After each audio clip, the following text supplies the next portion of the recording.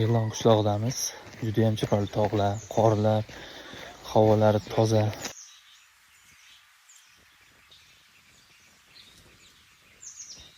我好兄弟，还有阿特贝克及家人，共同度过了这么一个美好的周末，非常的开心。Salom do'stlar, Xitoydan kelgan Pengoliman. O'zbekistonga kelganimdan juda xursandman.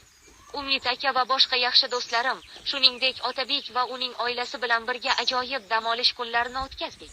Uzoqda qorli tog'lar, mayda soy oqimlari, yam-yashil daraxtlar va mevali daraxtlar bor.